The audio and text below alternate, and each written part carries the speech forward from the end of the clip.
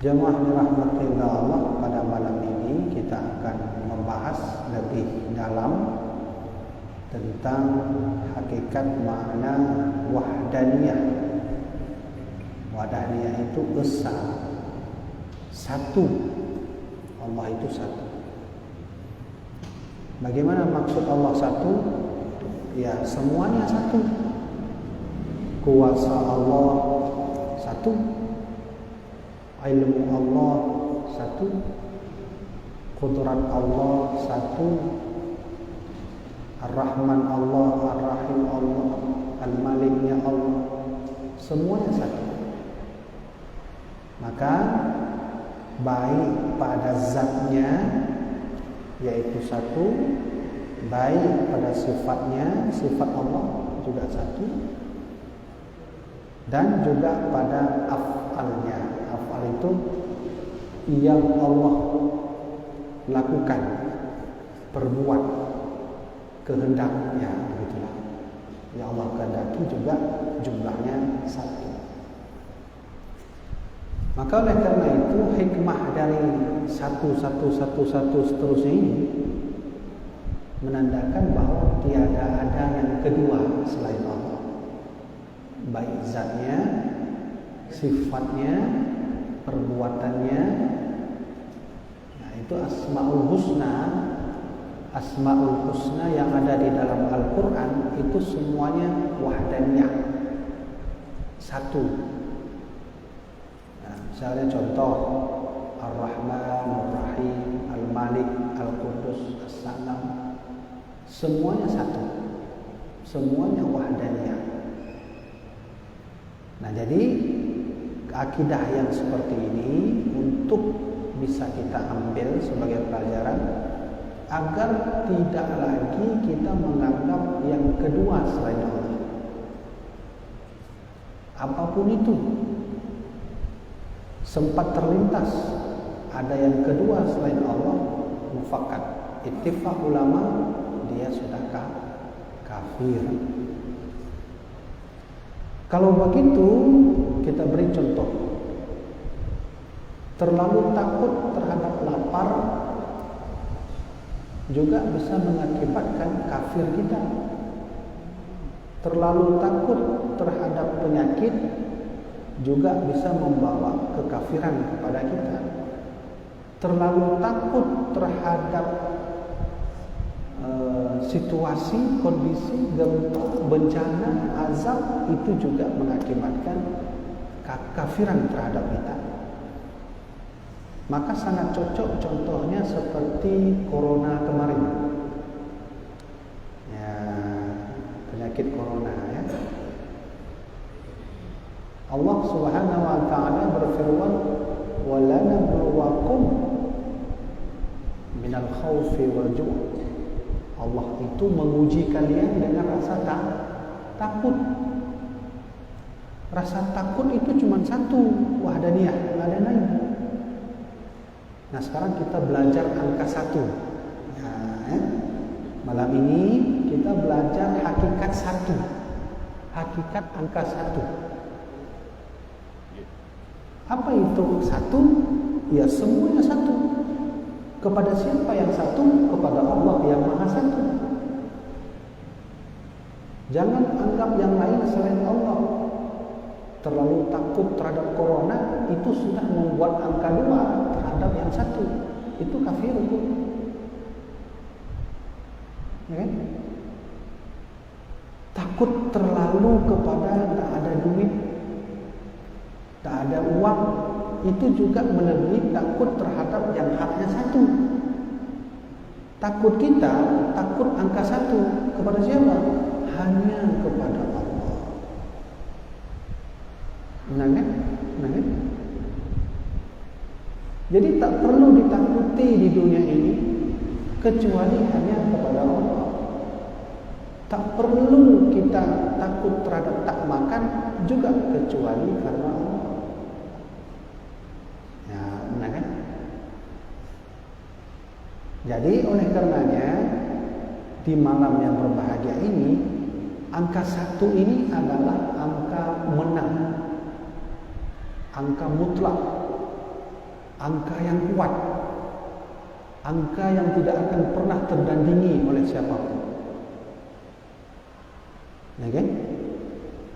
Angka 1 ini angka yang paling ajaib.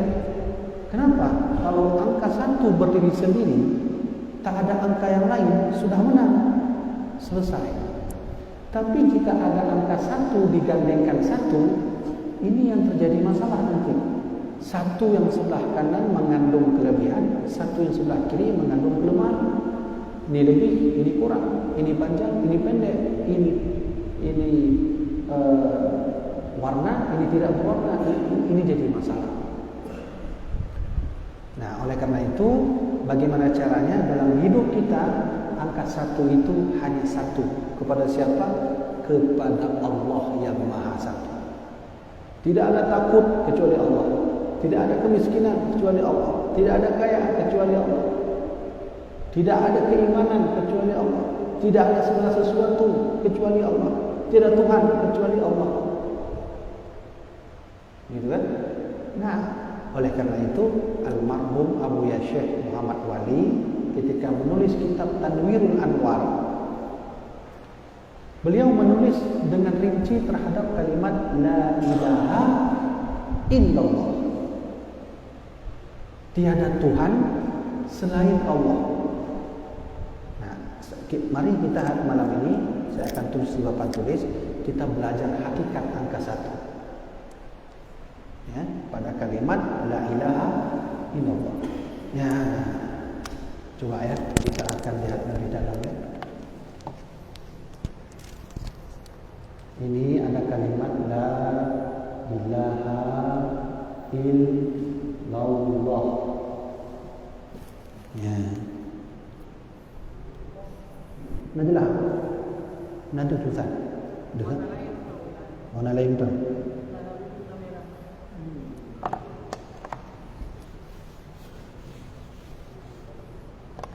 Ambil warna merah, ada apa sih?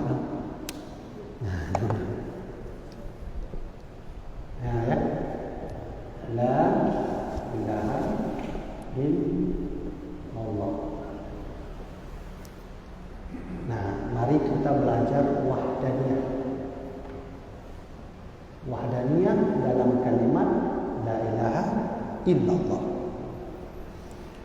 Sebelumnya saya ingin jelaskan, hari ini banyak sekali orang yang melantunkan kalimat la ilaha illallah, tapi sedikit orang yang bisa memaknai, memahami kalimat la ilaha illallah.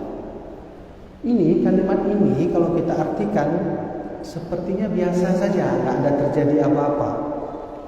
Apa artinya? Tiada Tuhan kecuali Allah. Orang kalau menganggap kalimat ini dalam pikirannya, dia akan berpikir tiada Tuhan. Berarti tiada Yesus, tiada Buddha, tiada Hindu, tiada ateis. Kan itu kecuali Allah. Kan gitu kan? Sudah jelas. Padahal itu bisa lebih dalam lagi maknanya. Hari ini Tuhan ini bukan hanya nisbahnya kepada yang bersifat ilahiyah atau ketuhanan. Saya jelaskan sedikit. Biasanya ilaha ini Tuhan yang kita maksudkan di sini apa? Yesus, Tuhan Buddha, gitu kan? Tuhan Hindu, Tuhan siapa lagi? Konghucu. Kan begini pemahaman kita. Padahal maksud dari ilaha ini bisa lebih luas maknanya. Dan apabila kita faham keluasan makna itu, akan bisa melekat cepat di sini. Saya berikan contoh. Sekarang di era globalisasi yang begitu tinggi, orang sudah tidak lagi menyebut Yesus Tuhan. Bagi agama Nasrani, orang tidak lagi menyebut Allah sebagai Tuhan. Bagi orang Islam sendiri di era sekarang. Kenapa? Kita dihadapkan dengan era yang akan menyibukkan diri kita sehingga melepaskan beberapa hal-hal dalam keimanan kita. Contoh, terlalu takut terhadap corona. Ini juga hakikatnya di sini dia masuk. Ya, ada nggak orang terlalu takut berlebihan terhadap Allah? Ada. Kita tak sebutlah corona, apa saja itu. Mau jumpa hantu pocong di tengah jalan, seharusnya nggak usah takut. Itu apa? Dia kan makhluk Allah. Ini ada orang yang bertemu hantu di tengah jalan, dia lari. Kalau begitu, dia itu sudah memasukkan takut di sini. Ilah itu bisa maknanya ketuhanan begini, bisa maknanya bukan Tuhan tapi melebihi daripada kepada Tuhan. Takut berlebihan, sudah berlebihan sehingga tidak takut lagi kepada Allah. Ini juga namanya ilah. Ini dijelaskan oleh Abu Yamdawali dalam kitab Tanur Anwar. Ya, contoh kita sebutkan saja. Mohon maaf. Ketika dulu kita sedang mengalami musibah adanya virus corona itu, kita disuruh oleh pihak aparat dan pemerintah untuk pakai masker, ya kan? Alhamdulillah itu sangat baik. Berarti pemerintah mendukung, melindungi rakyatnya. Tujuannya agar tidak terkena virus. Ya, tujuan pakai masker tidak terkena virus. Saya ketika melihat fenomena itu ada hal yang unik terjadi. Pernah nggak jamaah melihat anak muda-mudi di atas motor berdua tanpa sah nikah? Mereka memakai masker dua, satu untuk laki-lakinya, satu untuk perempuannya.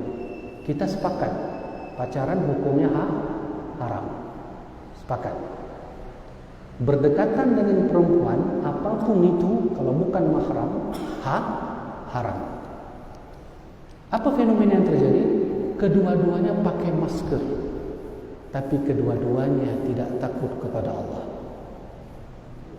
Ya, pernah nggak merasa itu? Ini salah, ini fenomena yang sedang terjadi, tapi kita tidak menangkap lebih dalam. Maka oleh karena itu, sang muda-mudi tadi itu tak akan pernah terkenai makna hakikat dari kalimat la ilaha illallah. Kenapa hari ini banyak orang selalu berzikir dalam samadiyah, tahlil la ilaha illallah, tapi jarang terkena di hati? Lejak samadiyah ke la ilaha illallah kan main chip ni. Lanjut dong main chip, main batelo. Ni ada yang apa? Kenapa bisa begini? Dan inilah ada orang bertanya kepada saya, hakikat solat itu anil fahsya'i wal munkar, bisa menghindari kemungkaran, keburukan. Tapi saya solat setiap hari, kok nggak terasa tunggu? Kok saya habis solat ingin juga main chip? Ini ada masalah. Masalahnya bukan pada solatnya. Nah, sama seperti ini. Nah, fenomena ini jarang diperhatikan oleh pemerintah kita. Ya, kalau sudah begini modelnya, maka bagi anak muda-mudi tadi, ini tak ada dalam hati mereka. Kalau ini tidak ada, dia tidak mengamalkan wahdaniyah. Kalau orang sudah tidak mengamalkan wahdaniyah, keimanannya sudah rusak. Nah, panjang sekali ini. Ya. Contoh lainnya, seorang pejabat yang sangat mengakui tentang Allah, bahwa Tuhan satu-satunya Allah, tiada Tuhan yang lain. Bagi mereka, bagi pejabat, ini tidak semuanya, bagi pejabat, bahwa ilah di sini adalah tiada Tuhan selain Allah. Artinya Tuhan Yesus, Buddha, Hindu, dan seterusnya. Itu nggak ada, kecuali hanya Allah. Pejabat itu ikut zikir, dan kita bisa melihat beberapa fakta. Saya tak sebutkan siapa itu, lihat aja nanti di lapangan. Berzikir tak putus, mengaji tidak putus terus. Tapi dia di kantor itu dia makan riba. Terserah bagaimana kondisi riba itu.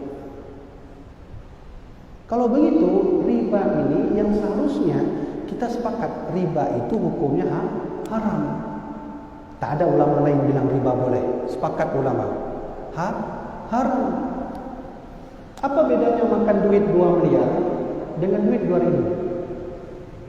Sama aja, sama-sama riba ini. Mana enggak lucu 2 miliar itu juga. Kalau begitu, riba ini dia mengaji, dia ikut zikir, riba dia jalan terus. Kalau begitu, bagi sang pemakan riba, ketika mengucapkan ini tak ada ini. Kalau ini tak ada, akan berefek pada keimanan wahdaniyahnya. Kalau berefek pada keimanan wahdaniyahnya, dia bisa bersampingan dengan kekafiran tanpa disadari. Nah, yang begini yang ditakutkan oleh Rasulullah terhadap umatnya. Ada kekafiran yang tanpa disadari, kita sudah kafir. Ya, nah, contohnya seperti takut. Terlalu takut, yang seharusnya takut hanya kepada Allah yang satu. Takut kita hanya satu saja, tak ada lain. Tak boleh ke hantu, ke pocong, tak ada ini. Takut ini hanya ke sini. Lapar kita, tiada kelaparan kecuali Allah, tiada takut kecuali Allah, tiada uang kecuali Allah, tiada jabatan kecuali Allah. Nah, begitu cara memaknai ilah. Ilah bukan hanya definisi ilahiyah, tapi juga tingkah laku kita mengakibatkan rusak iman. Maka almarhum Abu Al-Ghazali ketika menyebut la ilah, itu terbayang dalam hati semuanya.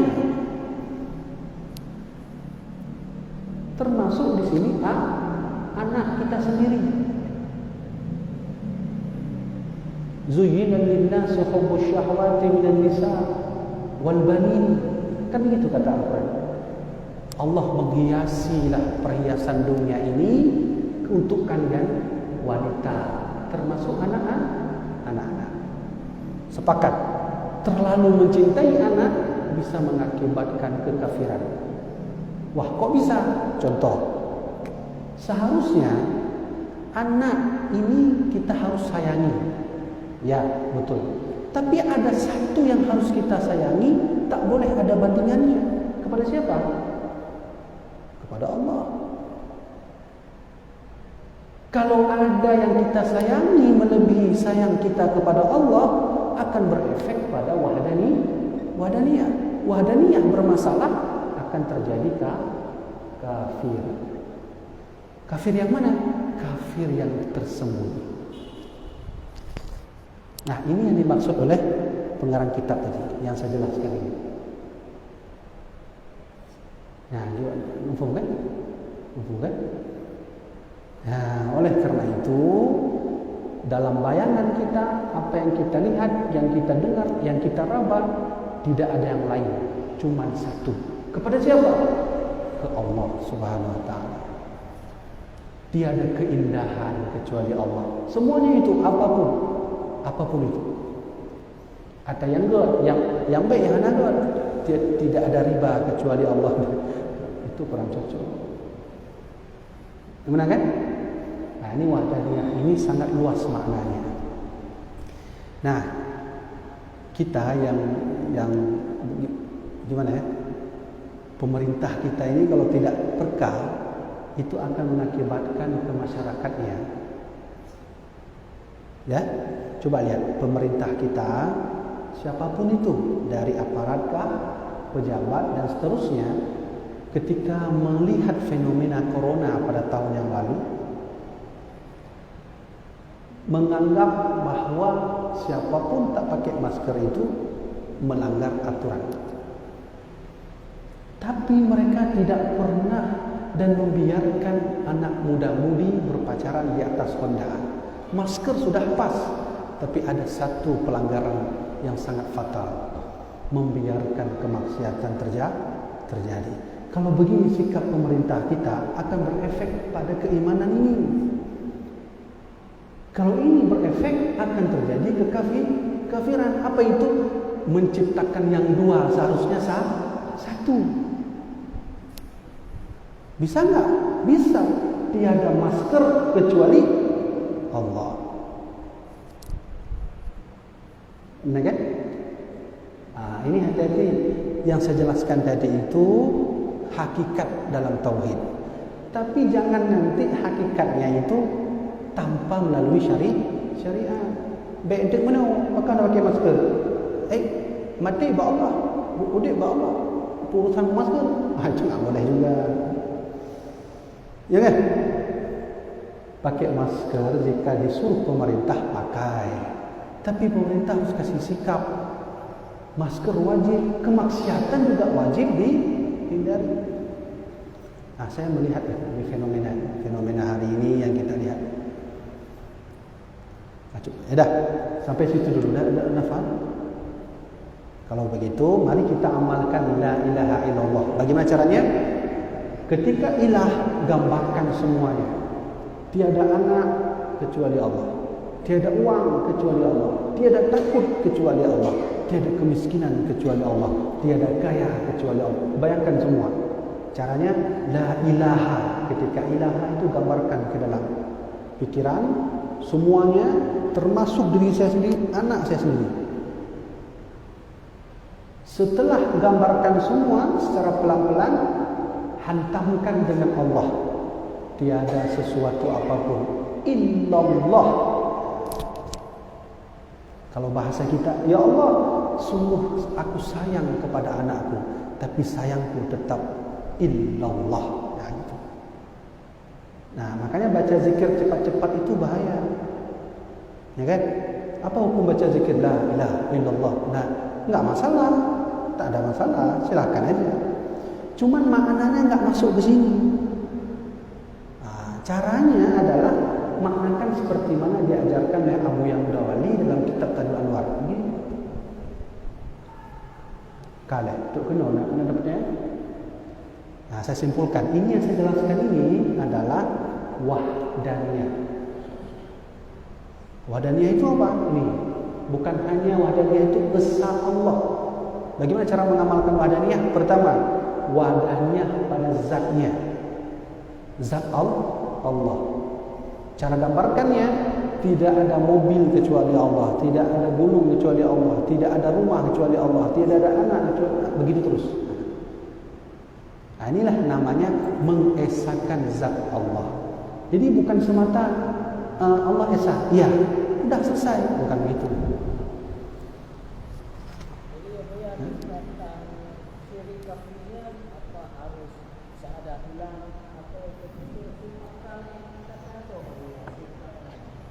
Ya. Syirik khafi itu ada yang harus kita syahadat kembali, ada yang tidak. Pada pertemuan yang lalu kita sudah jelaskan. Kita tahu ini yang buat air ini Allah, yang memberikan, menghilangkan dahaga karena air Allah. Ada orang datang bilang, Tengku, air ini yang telah membuat saya menghilangkan dahaga. Kamu yakin ada kekuatan Allah? Yakin. Sama air ini? Yakin juga, Tengku. Itu syirik khafi. Tapi tak perlu bersyahadat yang begitu. Tak perlu bersyahadat. Hanya perlu istighfar. Masih mengakui kekuatan Allah, juga masih mengakui kekuatan selain Allah. Dia mengakui Allah juga begitu. Yang perlu taubat, dia hilangkan Allah, dia tampakkan zat selain Allah. Contoh, kamu kenapa minum kopi? Enggak tidur tadi malam? Iya nih, enggak tidur. Kenapa? Minum kopi. Oh, bukan karena Allah, bukan karena kopi. Itu perlu syahadat. Hati-hati. Nah, mana? Baik, kita baca satu lagi. Nah, jadi wahdaniyah itu kan terbagi tiga. Ada wahdaniyah pada zat Allah, ada wahdaniyah pada sifatnya. Nah, sekarang kita baca sifatnya. Jadi maksud wahdaniyah pada sifat Allah itu adalah maknanya tiada berbilang-bilang sifat bagi zat yang suci daripada satu jenis, seperti ada baginya dua kudrat atau lebih banyaknya, dan dua iradah dan dua ilmu atau lebih banyaknya, dan tiada bagi orang yang lainnya sifat seperti sifatnya, ya, adalah bagi yang lain itu kudrat seperti kudrat Allah Ta'ala, dan seterusnya sampai ibarat. Sudah, kita balik lagi ke papan tulis.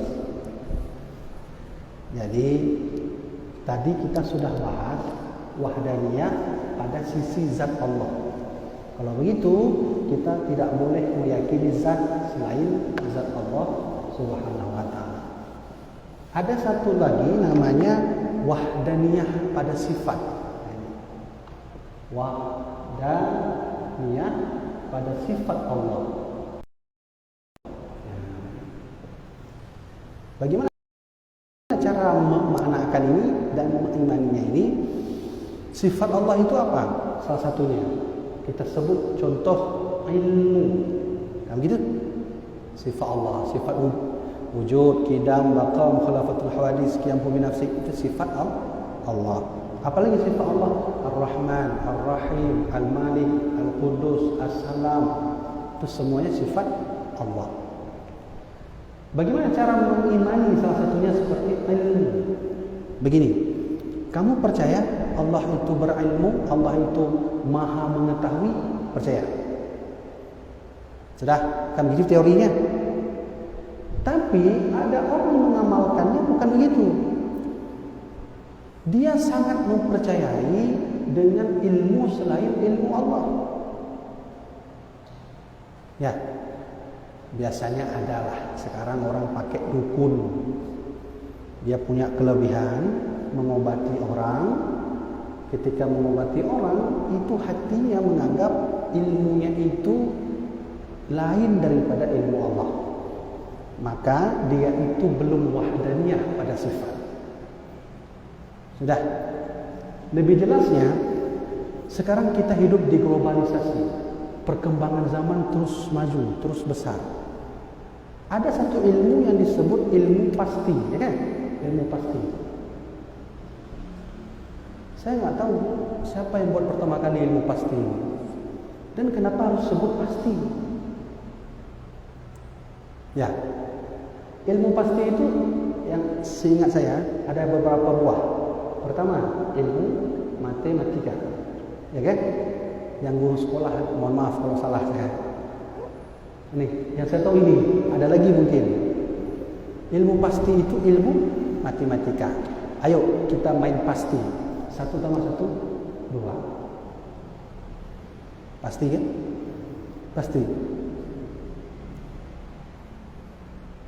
Sekarang pertanyaannya, apakah ini pasti bagi Allah? 2 ini?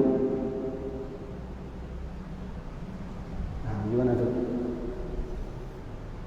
Kemanapun kita bertanya, mau dosen, anak TK, anak SD, anak kuliah, pasti jawabnya 1 tambah 1, 2. Ilmu pasti. Sekarang saya mau tanya, dengan ilmu Allah pasti atau tidak? Gimana? Dengan ilmu Allah pasti atau tidak?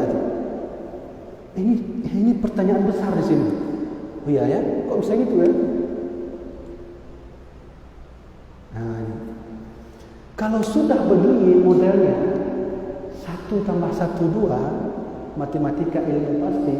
Kalau ini sandarkan ke maha pengetahuan Allah, ini nggak ada. Nah, sudah. Sekarang begini cara mengimankannya. Jangan menganggap sesuatu itu pasti terjadi dalam sikapnya. Sikap adalah ilmu selain daripada Allah, sehingga melebihkan ilmu Allah. Orang kalau ditanya 1+1 tidak mungkin tidak. Punya orang kendai, ibu kamu ni, ibu kamu abangnya. Masa kendai bukan. Semua manusia mengatakan ini pasti. Hati-hati. Kalau ini menganggap pasti ini, sampai ini menganggap ini pasti, maka kita sudah tidak lagi mengesahkan ilmu Allah. Tadi kan saya tanya, kalau 1+1 2, pertanyaannya, 2 di sisi ilmu Allah, pasti atau tidak? Ya, coba. Ini iman yang menjawab, bukan ini lagi. Ya kan? Ayah kan? Kalau 1+1, ini yang jawab atau ini yang jawab? Logika yang menjawab. Tapi kalau 1+1 sama dengan 2 di sisi ilmu Allah, bukan ini lagi yang jawab ini. Ya, ayo kita sebutkan bukti contoh saja. Ilmu pasti yang bisa matematika, fisika itu adalah ilmu yang akan menghitung segala gerak, energi dan segala sesuatu yang terjadi di bumi. Kan begitu? Jatuhnya daun itu terhitung, ada nilai fisikanya. Ya. Lakemah gurai semula itu. Jatuhnya daun itu ternilai nilai fisikanya, matematikanya.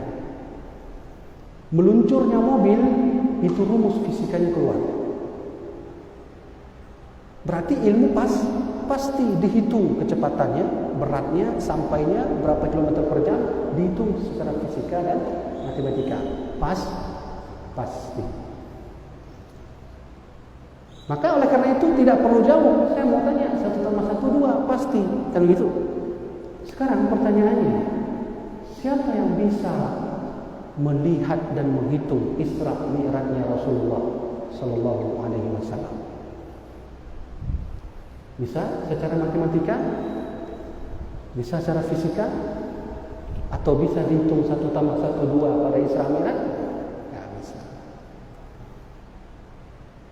Enggak bisa.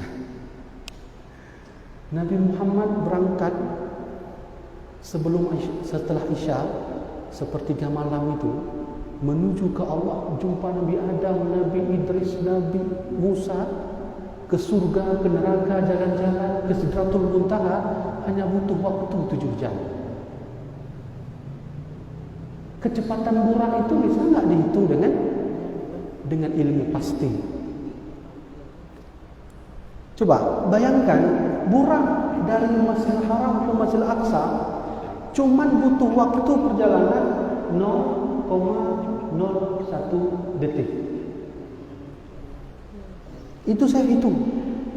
Ini saya pernah menghitung, saya duduk warung kopi, saya penasaran berapa sih jarak perjalanan burak dari Masjidil Haram ke Masjidil Aqsa. Saya ambil rumus kecepatan cahaya, karena selama ini kecepatan cahaya yang paling tinggi, tak ada kecepatan selain kecepatan cahaya.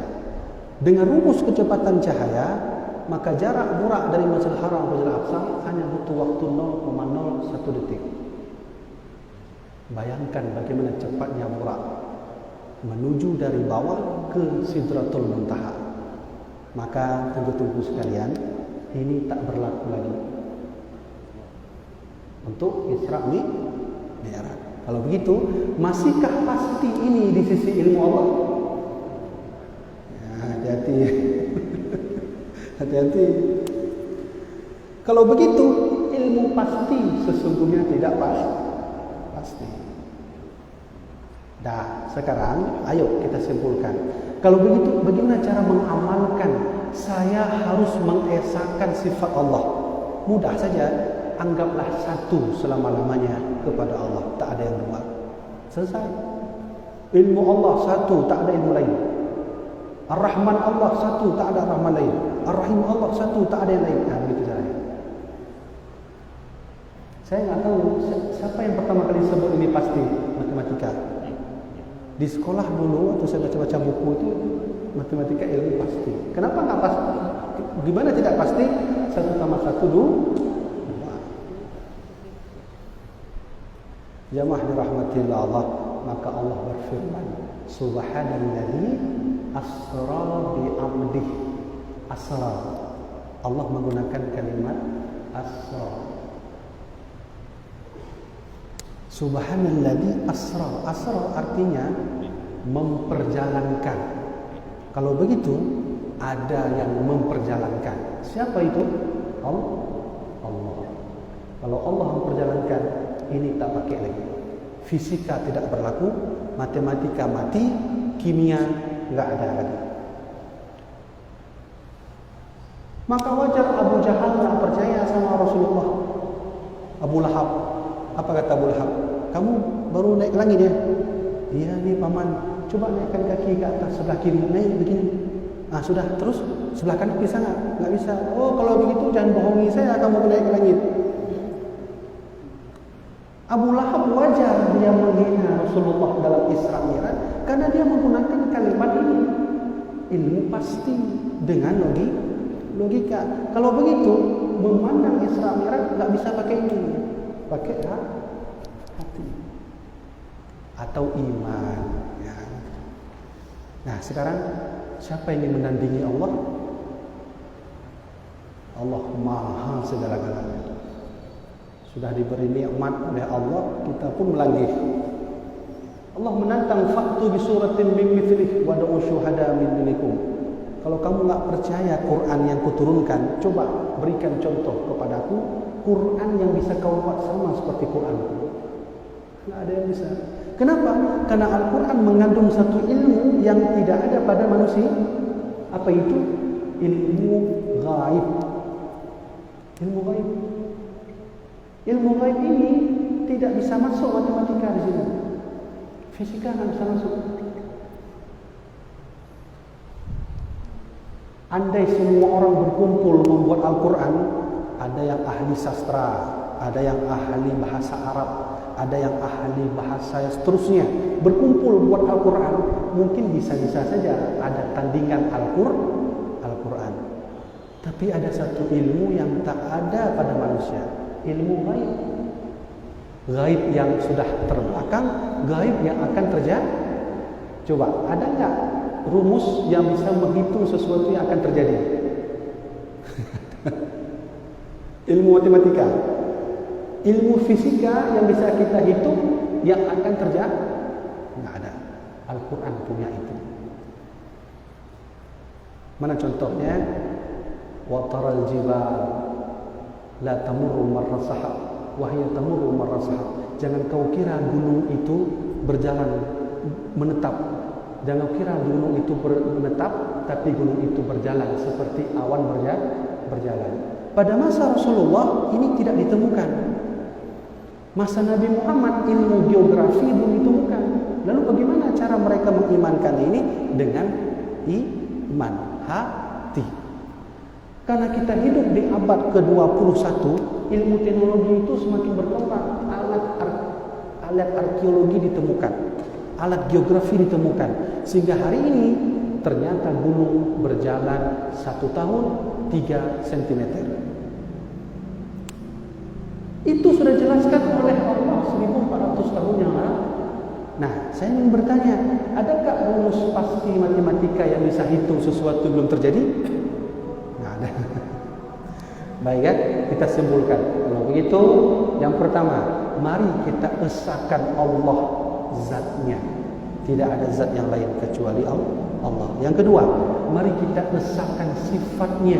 Tidak ada sifat yang lain apapun itu kecuali Allah Subhanahu wa taala.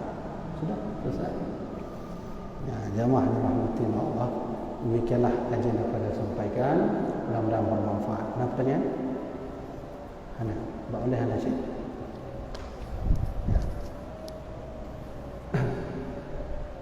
Tadi kemudian yaitu laki izin dan laki mah aja untuk mayang ini, ada semayang tidak ada tempat lain. Jamaah dirahmati Allah, demikianlah dapat kita sampaikan, mudah-mudahan bermanfaat. Wallahu a'lam bishawab. sallallahu